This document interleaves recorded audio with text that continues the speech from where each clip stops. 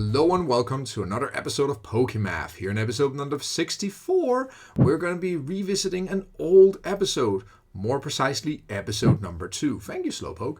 And in that episode, we looked at the probability of starting with a lone Dedenne GX that could simply ruin the game for you. Well, good news everyone, Pokemon has evolved. Since then, we have another Pokemon in play that is, just as terrible to start with as good old Dedenne GX. And for this one, it's going to be the Lumineon V. So in this episode, we're more precisely going to calculate the probability of starting lone Lumineon with no other basics. Or in other words, the basic you really don't want to. You can apply this for any deck, of course. We're just taking Lumineon V as an example. So also to give a little more context, of course, like I said, any deck has it. And you see on Twitter, X, whatever you want to call it, that people say, oh, I got ruined because I started this many times with Lumineon or this many times with a basic I don't want to.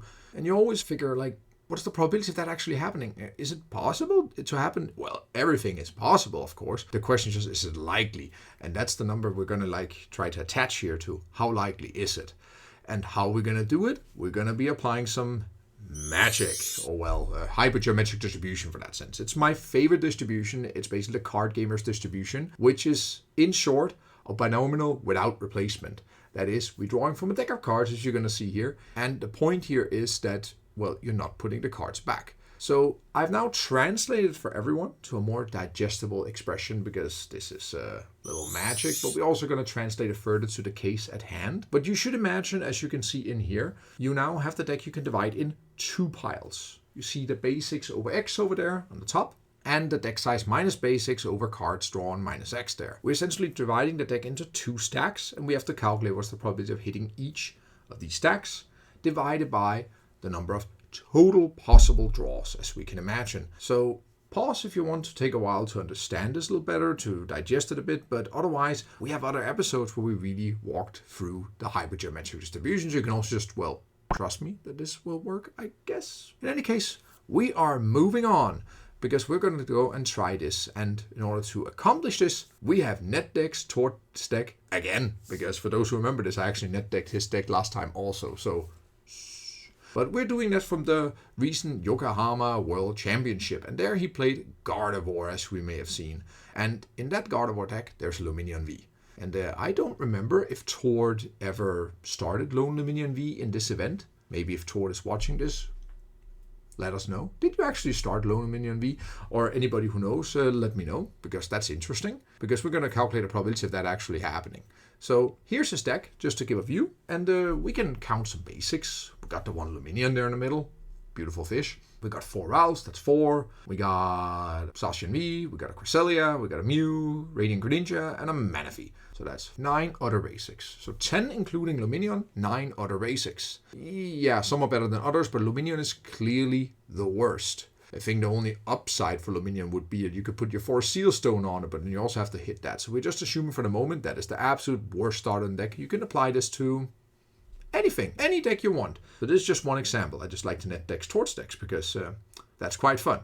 So how are we going to do it? So let's try it out. We're going to break this up into a number of different steps, because if I just put up one massive calculation, nobody will get it, and I would even be confused. So let's not do that, shall we? Instead, we're going to do this in a total of 5 steps in order to break this up a little bit. So first, we're going to calculate just the probability of just having Lumineon V in your opening hand. Don't mind the other cards. Could be other basics even. But first, what's the probability of just having fish in hand? And how do we do that? We apply the hypergeometric distribution to the case at hand we have here. What do? We see here we have 1 Lumineon. The probability of getting one of them with 1. In the deck, we have a lot of other cards, of course. We got 60 other cards, minus 1 because that's Lumineon. And of course, that's over 7 minus 1 because, that's 6 other cards because we already have Lumineon essentially. So we're calculating drawing Lumineon with 6 other cards that we don't really care about. We, of course, have to divide this by 60 over 7. This is the binomial coefficient is known as well. But it just gives you all the different combinations possible with 60 cards where you draw 7 from it. That's a very large number. We can calculate this, apply some magic, use a calculator, do whatever you want. There's many tools for this. But we get 11.67%. So the probability of you just having Lumineon in your hand is 11.67%. But you may already know there could be another basic in your hand, and then you're fine, because you rather want to start with that one than opening Lumineon. That's at least the assumption here, that you have it. If you have a choice, you won't put down Lumineon. So now comes for the second part. And that's where it becomes already a bit interesting, right? Because what's the probability of drawing no basics next to this? And here I've made a nice little table. So essentially I've done 6 calculations, put it all together, like the probability of drawing exactly 1 other basic, exactly 2, 3, up until 6. And please note that the number says 0 point, a lot of zeros. That doesn't mean it's 0. It just means it's smaller than 4 decimals. It doesn't mean I'm not going to do it, but it's just very small. Not unlikely, but just very small. So I'm just going to put it for 0 for now. But in the calculation, don't worry, ladies and gentlemen, I have summed it all up with all the decimals, if I remember correctly. Somebody may want to double check that. In any case, summing all this up is 64.73. That's the probability of starting with more than 1 basic. That was not what we wanted.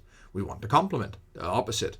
So we take 1 minus that, because we want to look at not hitting another basic. So it's 1 minus 0.6473. That gives us, quick maths, 27% of having no other basics in those 6 cards. So now we have 2 things we have calculated. Let's put them together, because that is step number 3, drawing only Lumineon V. And how we're going to do this, we're going to apply some results from, well, probability theory, and I hope people are okay with that. But I'm going to try to take you guys through this. So imagine over here, we got 2 events, A and B. A could be, in this case, drawing, well, your Lumineon, and B is drawing no other basic. You're looking at the intersection of those because we want both of them to happen. We can use this result if the 2 events are independent. And I think we can put a pretty straightforward argument, the argument that is they're independent because doing one doesn't influence the other. Just because I drew Lumineon in the first card doesn't influence the probability of drawing any of my other basics in the other 6 cards. That's not how this works. So as you can see, something happened in the meantime. I translate A and B over to, say, something that we can better understand here. L for Lumineon, B for basic. And B to the power C is B complement, so no basic. That's the way you should read it. So again, the 2 events are independent, so we can do the following. We can say that the probability of Lumineon intersected with no basic, so only drawing Lumineon, is the same as saying the probability of drawing Lumineon times the probability of no basic, which we have just calculated, ladies and gentlemen, because that was the 1167 and 3527. Multiply the 2, 4.11, job done, roll credits. I said that earlier some years ago, but point is, we are not done here. I should say stop, because there's more to it. This is not it at this point, because for those who play Pokemon more than a couple of minutes, they will know, wait, there's something called a mulligan. I could mulligan and thereby get another draw. So we have to take that into account. So there's a step 4 and 5. Yeah, let's go to step 4 then, because that becomes, well, controlling for mulligans, because mulligans is a thing. And we're going to apply some magic from previous episode in order to accomplish this. So no need to worry. We're just going to let the magic speak for itself. Some of us have gone to Hogwarts for many years to put all this together, and we still may not understand everything or not. I make mistakes, plenty of them, but I think I get this one here. From a previous episode, I believe episode 1, but also in multiple episodes since then, we calculate the probability of mulligan. In this application, we have 10 basics, so we're trying to calculate what is the probability I have none of my 10 basics here. So that's why you see 10 over 0. There's 10 basics in deck, I want to draw none of them, and I want to draw for my 50 other cards, because, well, there's 50 cards left when 10 of them are basics. So I want to have all my 7 cards I draw to be part of those 50 cards. That happens roughly a quarter of the time, as you can see. 25, 86. What some wonderful numbers this, they're quite nice. So now we need to use this result to take it into account from our previous result. And I could just, multiply this and get an infinitely small number, but that's not how this works. There's something else we have to do, and this may or may not get a little tricky. So let's keep the eyes on the target here and work through it. Because look, what are we looking at? We need to take a step back and evaluate what are we actually trying to get to. Well, we know what we're going to get to. We're trying to calculate the probability of starting lone Lumineon with nothing else. And that, of course, look at this expression. We have Lumineon and no other basic is equal to the first draw, hence the 1 in the bottom, the subscript 1, that we in our first draw don't hit Lumineon and no other basic, but then we have to add the probability of a new draw, and that's the probability of mulligan times, well, the same as before, the probability of hitting a basic. And I could actually just get going, because you could think about 2 mulligans, 3 mulligans, 4 mulligans.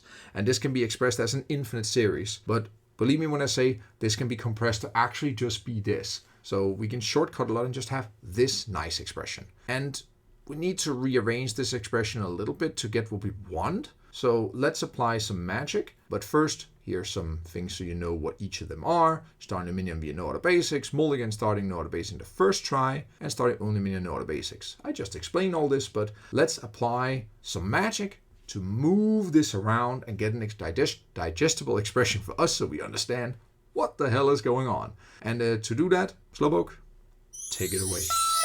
Do your magic, move around, apply the wonders of math, or whatever you want to call it, and see what we get. Excellent.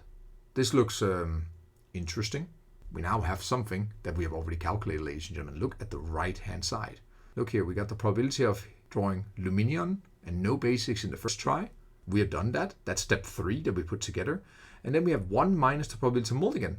Wait a moment, that's step 4. So we have everything, and we can put that together to calculate the overall probability of drawing Lumineon and no other basics. That's it. We have this already. So we can just put this together and then job done.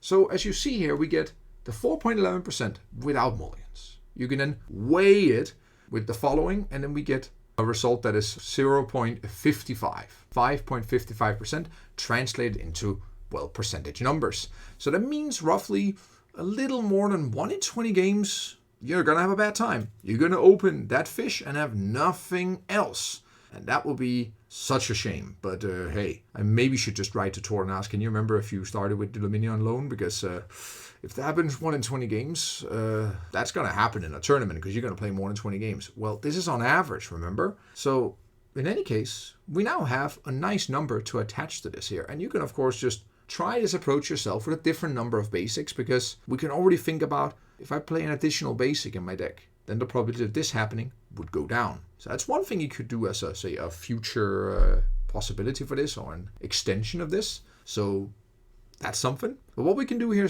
what did we learn today?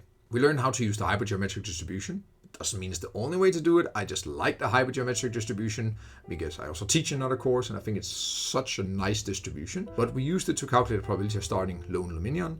And whether you want it or not, you can then control with or without mulligans. And ladies and gentlemen, that was all I have for you today. And I hope you enjoyed this class here in Stefan's Classroom. And I hope to see you back for another class here in Stefan's Classroom. Bye.